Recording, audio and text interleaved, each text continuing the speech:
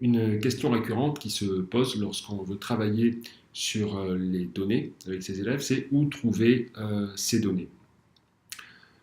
Alors bien sûr, il existe un grand nombre de sites dédiés à l'open data sur lesquels on va pouvoir récupérer ces fichiers.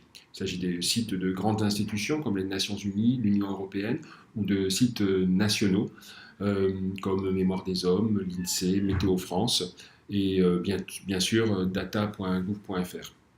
Mais on peut aussi, dans certains cas, lancer des requêtes qui vont nous renvoyer des données.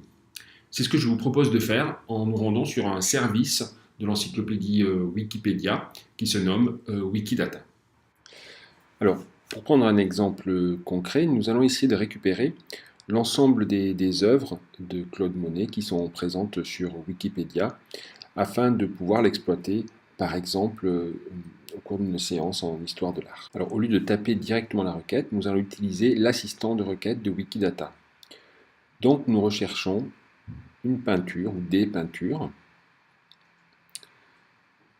Ces peintures, leur auteur est Claude Monet.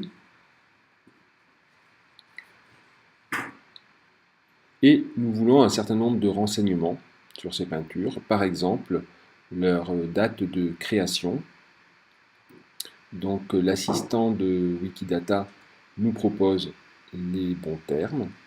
Et nous voulons aussi afficher les images, c'est-à-dire les illustrations de ces peintures. Nous pouvons vérifier le bon fonctionnement de la requête puisque nous avons des résultats. Et nous avons un mode d'affichage qui permet de visualiser tous les tableaux que nous avons récupérés sur l'encyclopédie.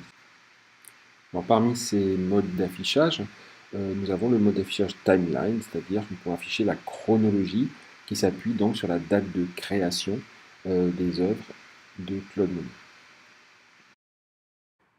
Alors nous allons essayer d'aller plus loin et de compléter cette requête en recherchant, en affichant les sujets qui sont dépeints sur les tableaux.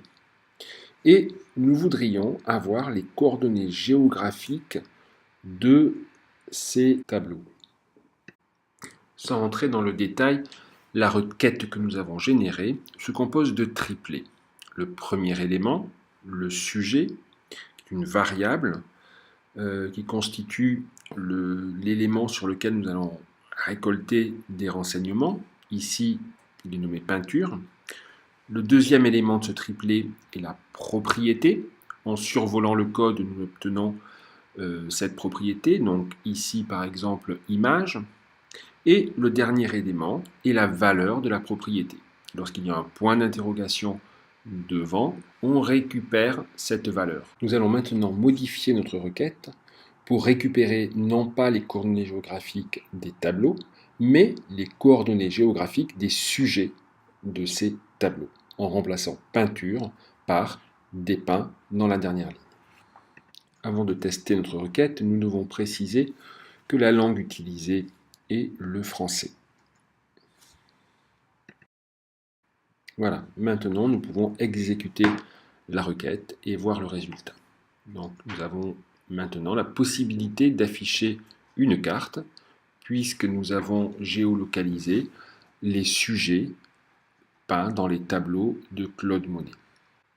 Enfin, nous avons la possibilité d'exporter dans un fichier CSV le résultat de notre requête.